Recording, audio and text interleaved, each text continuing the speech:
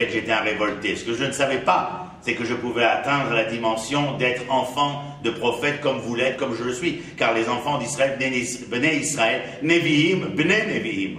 Ils sont prophètes, fils de prophètes, mais qui plus est, si vous interrogez mes étudiantes, car j'enseigne particulièrement aux femmes qui sont peut-être à même d'être le devenir de l'homme bien avant qu'Aragon l'écrive et que Ferrat le chante. En tout cas, il est clair que nous sommes prophètes, fils de prophètes, mais que nous sommes princes et princesses. Vous savez pourquoi Rabbi Shimon Bar Yochai, dans le traité de Shabbat du Talmud de Babylone, écrit « Ubnei Israël kebnei melachim em ». Les enfants d'Israël sont des enfants de rois, et donc les enfants de rois, c'est clair, qui sont-ils? Donc vous n'avez pas à avoir honte de vous appeler prince ou princesse. Vous entendez, princesse? Ça veut dire tout simplement que si nous gardons le titre de prince ou de princesse, il faut savoir que de porter un tel titre de noblesse nous amène un tant soit peu à savoir comment nous habiller, comment parler, comment nous conduire, comment manger, etc. etc. C'est-à-dire qu'à tout moment, nous sommes les créanciers des lettres de noblesse que nous portons à notre sein. Sachez-le. L'hébreu, dimension fractale, fractionnelle, de par ce que je perdais la langue, l'histoire, la terre, il ne me restait que la culture. La deuxième fois qu'apparaît, vous le savez, Mordechai Yeshivudi. Mais les Hébreux réapparaissent, 70 ans plus tard, avec un personnage, ou plutôt trois personnages, je vous l'accorde, qui s'appelle Zorovavel, Ezra et Néhémia. C'est la reconstruction du second temple qui va précéder, bien sûr, l'histoire des Asmonéens, Hanouka, et puis ensuite précéder, bien sûr, l'histoire hérodienne avec laquelle le deuxième temple se terminera lui aussi. Et là, une nouvelle fois, les Juifs, réapparaîtront. Grâce à qui? Aux Romains. Les Romains appelleront les habitants de la Judée les Judéens.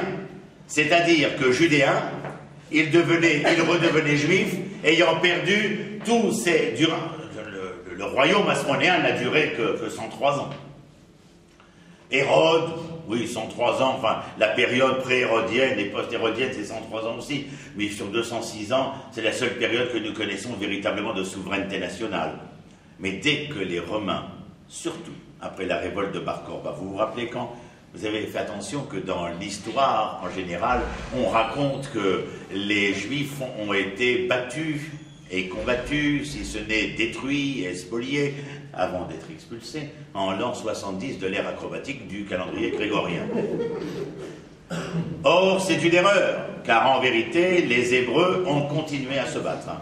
Parce que s'ils n'ont pas continué à se battre, c'est absolument étonnant de voir qu'il y a une révolte qui s'appelle la révolte de Bar Korba en 135 de la même ère grégorienne, c'est-à-dire 65 ans plus tard. Et en vérité, cette bataille est beaucoup plus probante d'ailleurs que ce qui s'est passé bien avant, au moment où Rabbi Yochanan ben Zakkai sort des murailles pour pouvoir se réfugier à Yavne après en avoir reçu l'accord de Vespasien.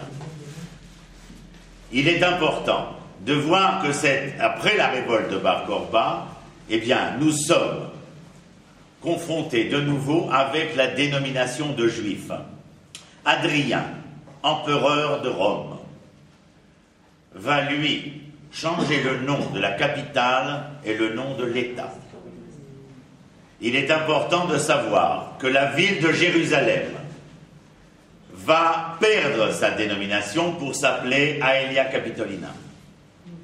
Après avoir été réduit en cendres, c'est-à-dire que la politique d'Adrien, empereur de Rome, sera la politique que nous connaîtrons à l'époque de Napoléon contre l'Empire russe, c'est tabula rasa, c'est-à-dire Jérusalem, non seulement Judenrein, c'est-à-dire vidée de ses juifs, mais vidée de toute pierre sur pierre.